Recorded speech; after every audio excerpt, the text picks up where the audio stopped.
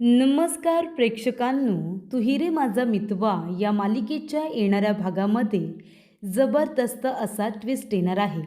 तर प्रेक्षकांनो, येणाऱ्या भागामध्ये इथे आता सुप्रियाने जवळजवळ वल्लरीला पकडलेलंच असतं, पण वल्लरी सुप्रियाला धक्का देऊन तिथून पळून जाते.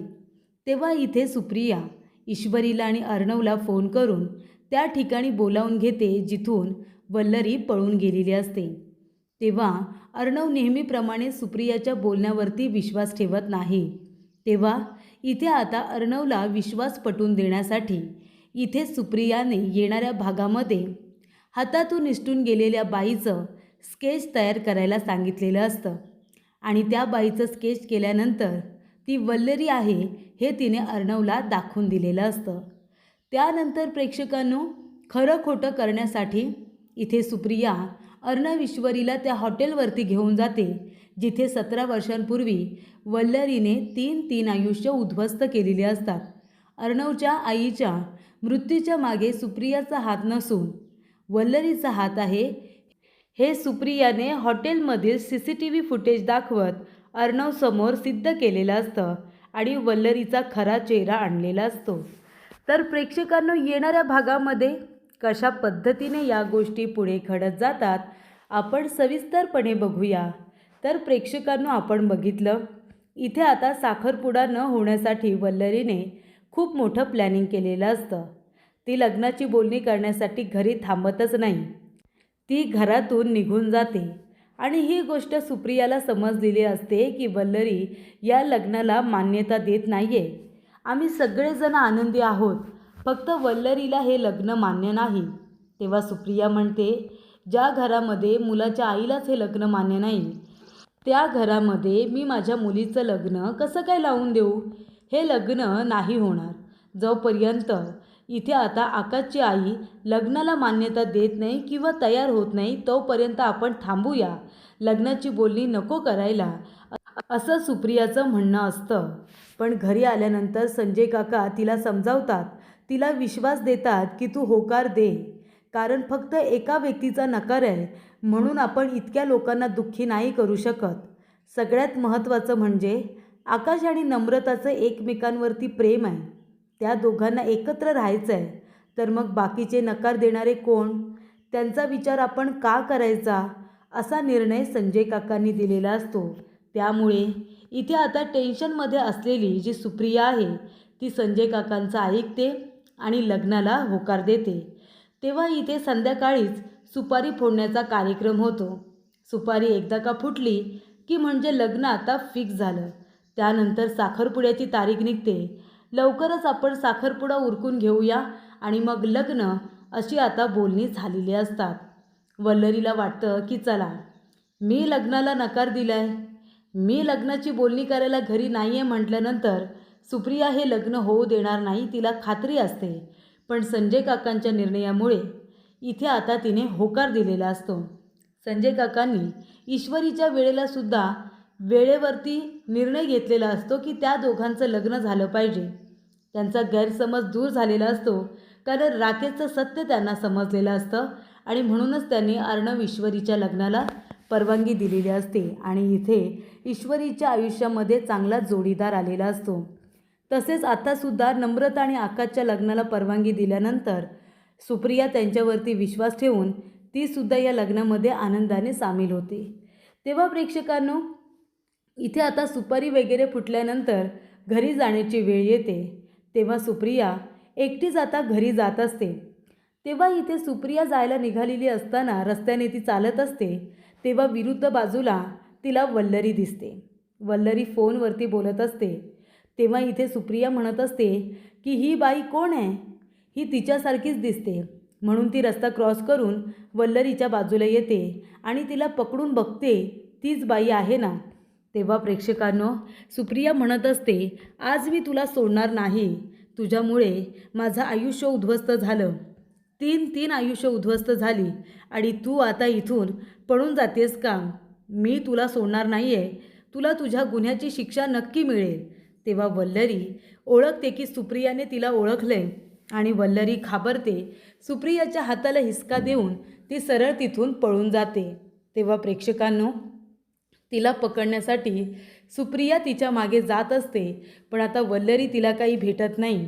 ती गाडीमध्ये बसून सरळ तिथून निघून गेलेली असते. तेव्हा प्रेक्षकांनो, इथे आता सुप्रिया ईश्वरीला फोन करते. ईश्वरीला फोन करून सांगते की मी सांगते त्या ठिकाणी लवकरात लवकर ये. तेव्हा ईश्वरी म्हणते, आई अगं काय झालं? तेव्हा सुप्रिया म्हणते, ईशू तू लवकर ये ना, तू इथे आल्यानंतर मी सगळं काही सांगते. तेव्हा प्रेक्षकांनो, इथे आता ईश्वरी म्हणते की मी जाऊन आलेच, आईने मला बोलावले. तेव्हा नम्रता आणि आकाश एकमेकांबरोबर वेळ घालवत असतात. तेव्हा अर्णव म्हणतो, काय झालं मी सिंदर? तेव्हा ईश्वरी म्हणते, सर आईने मला बोलावले, नक्कीच काहीतरी प्रॉब्लेम झाला आहे. तेव्हा अर्णव म्हणतो, तू एकटी जाऊ नकोस, मी पण बरोबर येतो. तेव्हा ईश्वरी म्हणते, नाही नको सर, तुम्ही कशाला उगाच, तुम्हाला त्रास नको. तेव्हा अर्णव म्हणतो, काही त्रास होत नाही आहे, चल मी येतो तुझ्याबरोबर. ते दोघेजणं तिथे जातात. ईश्वरी म्हणते, आई अगं काय झालं, तू का रडतेस, इतक्या टेन्शनमध्ये का आहेस? तेव्हा सुप्रिया म्हणत असते, अगं इशू, ती बाई मला इथे दिसली होती. तेव्हा इथे अर्णव म्हणतो, कुठली बाई? सुप्रिया म्हणते, तीच बाई जिच्यामुळे तुमच्या आईने आत्महत्या केली, जिने आम्हाला या केसमध्ये मुद्दामून फसवलं, आमची आयुष्य उद्ध्वस्त केली. ती बाई इथून आत्ताच पळून गेली. तेव्हा इथे अर्णव म्हणतो, आम्ही तुमच्या बोलण्यावरती का विश्वास ठेवायचा? तेव्हा ती म्हणते की विश्वास ठेवावा लागेल, मी तिला पकडण्याचा देखील प्रयत्न केला, तिने माझ्या हाताला धक्का देऊन ती पळून गेली, माझ्या डोक्यालाही गाडीसुद्धा लागली. तेव्हा मी त्या बाईचं नाव मला माहिती नाही आहे, पण मी तिला ओळखलं, कारण ती नावाने माहिती नाही आहे, तिचा चेहरा माझ्या लक्षात आहे. तेव्हा इथे अर्णव म्हणतो, तुम्ही काहीही खोटं बोलाल आणि मी विश्वास ठेवेन. तेव्हा ईश्वरी म्हणते, सर प्लीज, माझी आई खोटं बोलत नाही, मी तुम्हाला आत्ताच सांगते. आणि जर आई तुला त्यांचं नाव माहिती नाही आहे, पण तुम्हाला ती कशी दिसते हे माहिती आहे ना, आई मग एक काम करूया, आपण त्या बाईचं आहे ना स्केच तयार करून घेऊ. अर्णव सर तुम्हाला काय वाटतं, आपण स्केच तयार केलं तर? तेव्हा इथे आता अर्णव म्हणतो, ठीक आहे, एखाद्या चांगल्या स्केच आर्टिस्टकडे जाऊया आणि त्यांच्याकडे जाऊन तुम्ही वर्णन सांगा, मला पण बघू दे ती बाई नक्की कोण आहे ते, जिच्यामुळे माझ्या आईने आत्महत्या केली, की तुम्ही स्वतःला निर्दोष सिद्ध करण्यासाठी खोटं नाटं बोलताय, हे सुद्धा मला कळेल. तेव्हा सुप्रिया म्हणते, त्याची गरज मला वाटत नाही, कारण मी बोलतानाच खरं बोलते. तेव्हा प्रेक्षकांनो, इथे आता स्केच आर्टिस्टकडे तिघेही गेलेले असतात. तेव्हा ईश्वरी म्हणते की आई, तुला त्या बाईचा चेहरा जसा आठवतो ना, तसं अगदी हुबेहूब वर्णन कर, कारण आता आपल्याकडे ही एकच संधी आहे त्या बाईला शोधून काढण्याची. हुबेहूब वर्णन कर आणि दादा तुम्ही व्यवस्थितरित्या स्केच तयार करा. तेव्हा इथे दादा म्हणतात की तुम्ही वर्णन करा, जशी ती व्यक्ती दिसते तसं मी इथे स्केच तयार करणार. तेव्हा प्रेक्षकांनो, इथे आता सुप्रिया अगदी व्यवस्थित सांगत असते की तिचा चेहरा नक्की कसा होता, आणि स्केच आर्टिस्टसुद्धा आपल्या कलेचा असा काही तिथे आता प्रदर्शन करतात, म्हणजे अगदी हुबेहूबच ते वल्लरीचा चेहरा काढत असतात, जशी काही वल्लरी समोरच बसली आहे आणि ते तिला कॉपी करतायत, अशा पद्धतीने ते आता स्केच तयार करत असतात.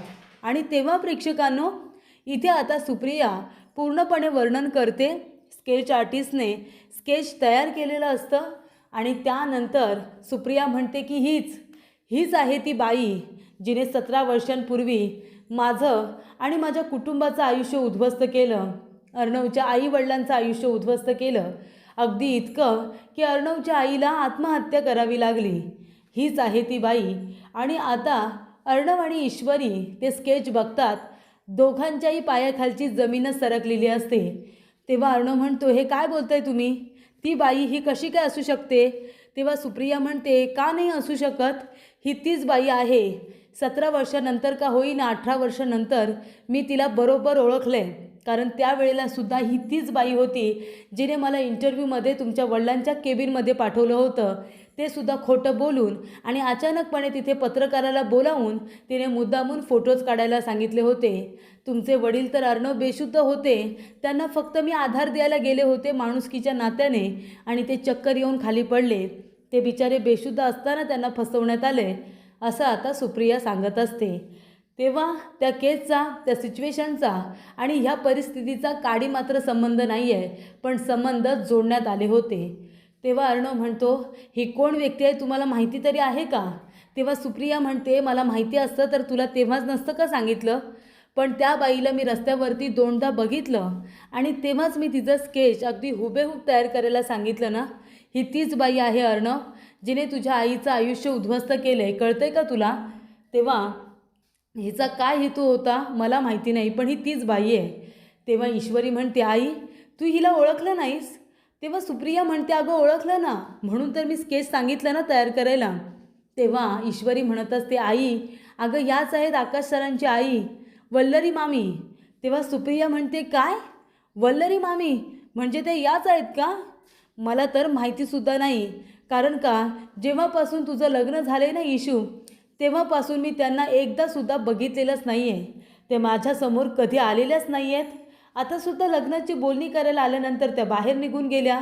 त्या जेव्हा पडल्या होत्या, त्यांच्या गुडघ्याला लागलं होतं, तेव्हा मी दोनदा तीनदा त्यांना बघायला आले, पण त्या अंगावरती पांघरून घेऊन झोपल्या होत्या. मी त्यांना बघूच शकले नाही. मग त्या माझ्यासमोर मुद्दामून का येत नाही आहेत? कारण त्यांना माहिती आहे मी त्यांना ओळखेन आणि सगळ्यांसमोर त्यांचं इथे आता पित्तळ उघडं पाडेन, म्हणून तर त्या माझ्यासमोर येत नाही ना. तेव्हा इथे सुप्रिया म्हणत असते की मी माझ्या नवऱ्याची शपथ घेऊन सांगते, ही बाई तुझी मामी आहे अर्णव, हे मला माहिती नव्हतं. मी त्यांना अजूनपर्यंत बघितलेलंच नाही आहे, आकाशच्या आईला. आता हे स्केच तयार केल्यानंतर तुम्ही बोलताय की ह्या तुझ्या वल्लरी मामी आहेत म्हणून, पण हीच बाई आहे ती जिने तुझ्या आईचं आयुष्य उद्ध्वस्त केलं मुद्दामून. तेव्हा अर्णव म्हणतो, कशावरून मी तुमच्या बोलण्यावरती विश्वास ठेवू? तेव्हा इथे आता सुप्रिया म्हणते, का तू विश्वास ठेवणार नाही आहेस? बरं ठीक आहे, आता मी तुला स्केच दाखवलं ना, ही बाई कोण आहे हे मी तुला सांगितलं ना, मग आता त्या हॉटेलमध्ये चल. तिथे जाऊन आहे ना, त्यावेळेला जे जे काही लोक तिथे काम करत होते ते तिथल्या लोकांना विचार. तेव्हा ईश्वरी म्हणते, सर आपण जर हॉटेलमध्ये जाऊन CCTV फुटेज चेक केलं तर आपल्याला 17-18 वर्षांपूर्वीचं फुटेज मिळेल का? त्यांनी जर सीड्या वगैरे तयार करून ठेवल्या असतील किंवा काही काही गोष्टी महत्त्वाच्या ठेवल्या असतील तर. तेव्हा इथे सुप्रिया म्हणते की आणि अजून एक महत्त्वाची गोष्ट, ती म्हणत असते की त्यावेळेला जे जे पत्रकार होते ना, ते 7 भाई, त्यांच्या डायरीमध्ये मला काही नंबर मिळाले. हे बघ, हे आहेत ते नंबर, हा कागद तुझ्याकडे ठेव. आणि हे नंबर महत्त्वाचे आहेत जे त्यांनी आपल्या डायरीमध्ये नोट डाऊन करून ठेवले होते. तेव्हा अर्णव एक काम करतो, ते नंबर पोलिसांना देतो आणि म्हणतो की संपूर्ण हे नंबर कुणाच्या नावावरती रजिस्टर आहेत आणि कॉल लोकेशन शेवटचं चेक करा. तेव्हा प्रेक्षकांनो, ते नंबर आता ज्यांच्या ज्यांच्या नावावरती रजिस्टर असतात त्यातला एक नंबर वल्लरीच्या नावावरती रजिस्टर असतो आणि एक उदयकांच्या नावावरती रजिस्टर असतो, हे आता अर्णवला कळलेलं असतं.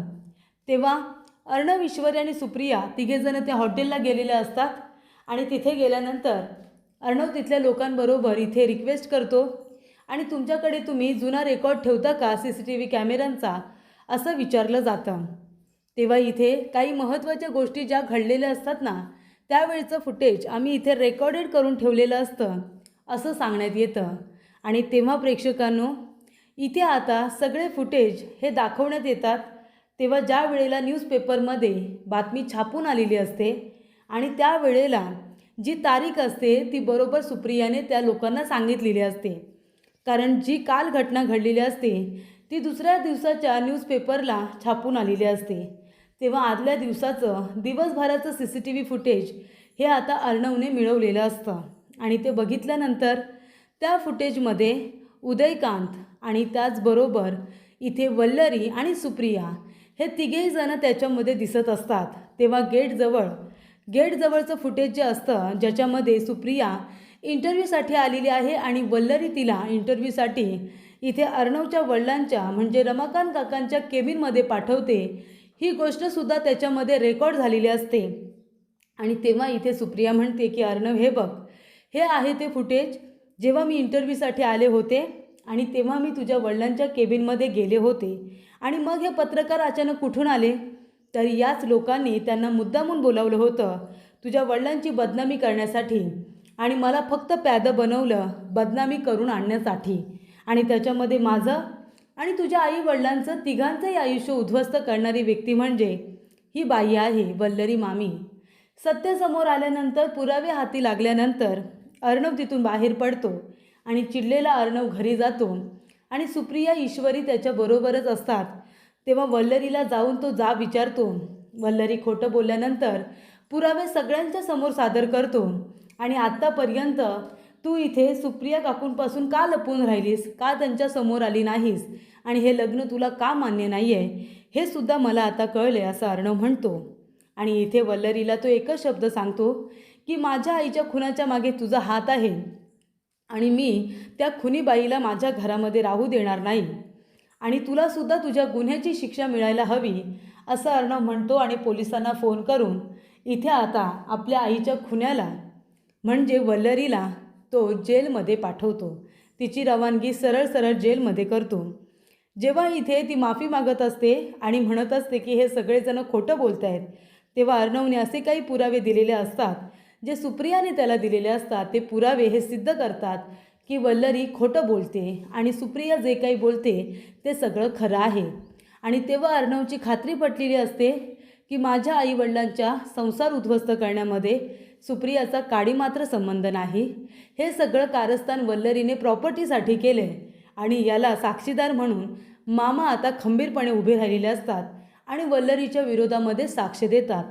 तेव्हा प्रेक्षकांनो, अर्णवला आता खात्रीच पटलेली आहे की जे काही सुप्रिया बोलते ते सगळं खरं आहे. आणि त्यानंतर इथे आता वल्लरीची रवानगी ही तिला शिक्षा भोगण्यासाठी जेलमध्ये केलेली असते.